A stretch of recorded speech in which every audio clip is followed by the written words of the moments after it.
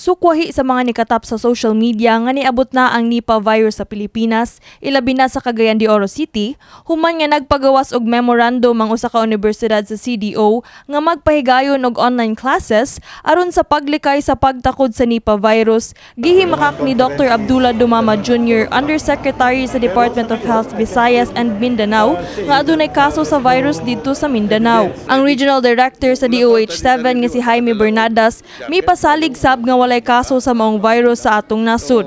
Apan kun makasulod man, nagpabiling andam ang Central Visayas sa pag-atubang sa maong virus. We had been doing that since the last pandemic. Our local government units are more ready than as ever. So we shall have to monitor and closely watch what will be coming for us. But for sure, as sinabi ni Yusik Dumama, we haven't yet confirmed the presence of Nipah virus in the Philippines. 2, 1. Sa laing bahin karong adlaw Oktubre 2, gilusad ang Philippine Plan of Action for Nutrition kun PIPAN 2023 to 2028 dinhi sa Visayas human sa launching didto sa kauluhan. Ang maong programa usa ka 5-year plan nga gigama alang sa paglambo sa nutrisyon sa mga Pilipino ug lakip na pud ang pagbatok sa malnutrisyon sa atong nasud. Base sa National Nutrition Council sa Reyon 7, 8.5% o 55,740 ka mga bata sa Central Visayas nga nagpangidaron og 5 anyos paubos ang adunay stunting o pagkaputot. 2.2% o 14,503 sa mga preschool nga mga bata ang nakasinati og malnutrisyon, 3.6% ang underweight ug 2.8% ang overweight o obese. Base sa datos sa NNC, top 3 sa priority areas nga labing daghan ang kaso sa stunting ang mga lungsod sa Hinatilan, Alegria ug Alcantara. Sa acute malnutrition o wasting, ang bakong sa Negros Oriental, sunod ang Dumanhog ug Alcantara. Sa underweight, top 3 priority areas ang Alcantara, Gihulngan, Negros Oriental ug Oslob, Cebu. Sa obesity, nag-una ang Barili, sunod ang Baclayon, Bohol, dayon ang City of Talisay. Nagkanayon si Bernadas nga makaalarma ang datos nga nakuha sa 2022 National Nutrition Survey, diin 35% sa mga pamilya lukop nasod ang nakasinati og food insecurity.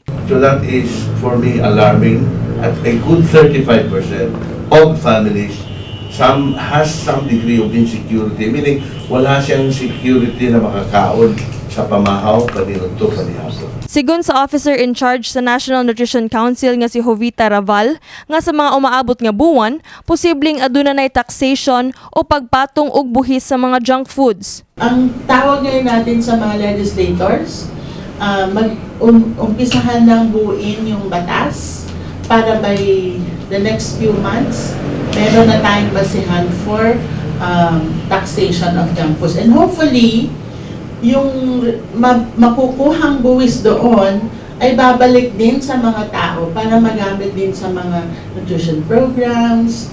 Lakip sa mga programa nga padulngan sa kwarta nga matigom gikan sa buhis sa junk food, padulong sa mga iduso nga nutrition program sama sa mga iapod-apod nga food stamps sa DSWD. Ang Executive Director sa NNC nga si Azucena Dayanghirang, nagkanayon nga angay nga botaran ang mga kandidato nga mohatag og prioridad sa nutrition program karong umaabot nga barangay ug SK elections. I am enjoining all the local chief executive, as I've said, na kung pwede i-prioritize ang nutrition by investing in nutrition programs. Unsa man ni siya, ang natin ginatawag na nutrition specific, kini siya ang mga programa nga na ay makasulbad sa direct causes of malnutrition. Kung ang malnutrition is directly caused by lack of food, so tigaan natong pagkaon. Mo ni siya ang food stamp program karon sa gobyerno nato, no. Bago ang atong mga barangay officials na i-elect nato. So hinauporta ang atong umaabot ng mga barangay opisyales makahatag og prioridad sa atong nutrition program. Kini si Queenie Holigon alang sa MyTV Cebu.